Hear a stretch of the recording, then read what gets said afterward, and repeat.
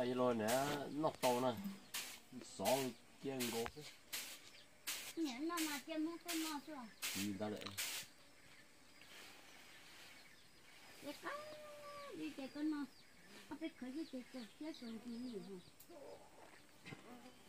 Chơi chơi chơi chơi chơi nó số, chơi chơi chơi chơi nó số. Nó mình trên để hàng thế xíu. Đây kia, nó bây giờ mới lúc cho nó chả cá rồi theo. Nó nhong nó đun chuối nó ta. À, nó cho nó chơi cái trong từ chuối chơi mà không chơi không chơi. Cũng cục cả cái gì. Ông cho mong cái gì? Cái chậu can chơi mặc cá thì. Nhiều tao bố theo mà mí gì thôi. Nó no. Hoặc là tôi chơi lớn no chơi là chơi cá thì nó phải trả số nó. Ai giờ bé lút lô lút gì rồi. Đừng nói đến chơi sắp tới nữa. Thì mà mí. Đó không chịu gì sai thì không phải xỉa. Chơi chỉ cho tôi xỉa nó thôi nhở. Tôi xỉa. Lúc nào lúc đục cái. Bây giờ dân để phía là cho xỉa lúc liền nè. Lúc tưởng gì xỉa nè. Anh hư đúng không? Có một bạch mua để lo mà ăn gì rồi. Lộn cho nó căng à. Ăn thổ. Lại. Đây chỉ mà mí nó.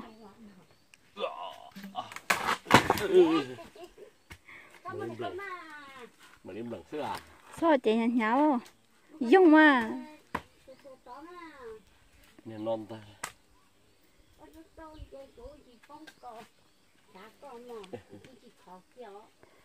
Chị nhạt nhã sao dùng ta nào lúc chị à?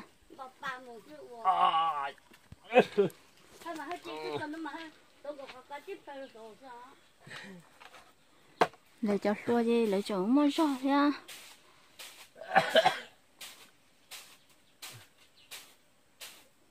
Ô, cứ xả tiền cứ xỉa nó. Tôi mua à. Chuẩn Chị chúa. tôi thì chưa.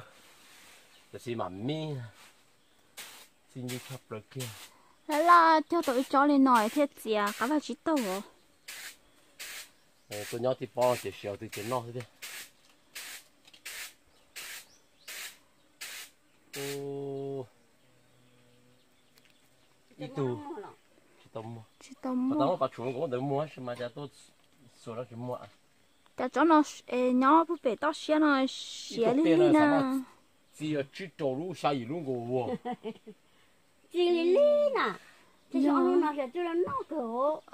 Cho nó chỉ lý rồi. Cho nó chỉ sáng này chỉ nó tiền.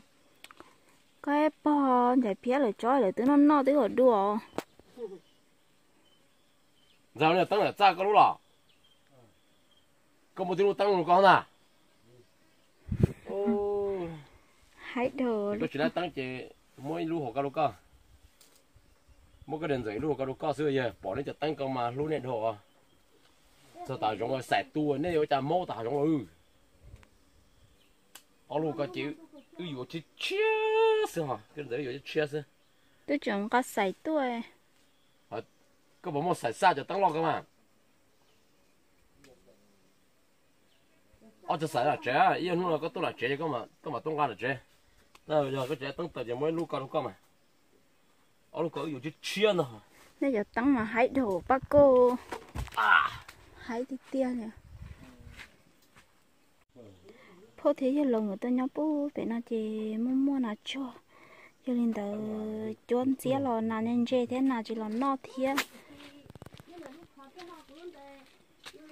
Chốn xía nào, chốn xía. Nàng chê cơ nào cũng chỉ lò thế ạ. Cô mà có đâu biết sao. Wow, tua đồ thế chứ màu. No. Ta nó cũng rõ. Nó xài chỉ tôi nữa. Cho nó vậy là lò mù là lấy như chị xài liều.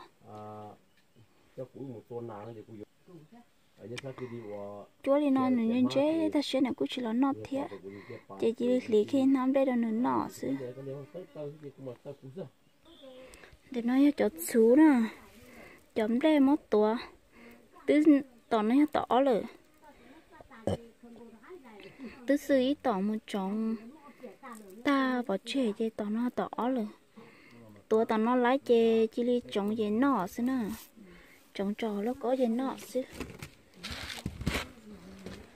cho nó như chơi tứ sư tỏ ý rồi chồng kia tỏ nó sẽ chơi tua kia tỏ nó chơi chồng kia chơi nọ xí nó giờ ó cho bé chọn của nó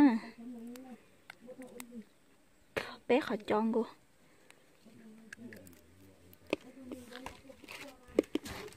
tua sát tao đi thế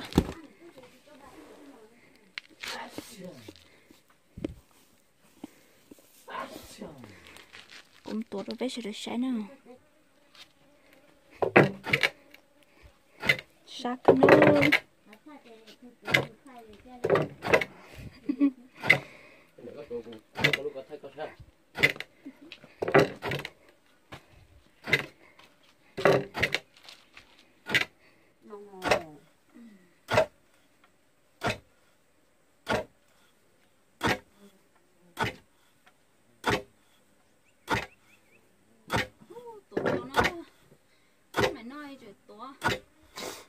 tuổi nó mà ôn nói thế mình chơi chả luôn thì nó đâu nó ôi nó cứ ini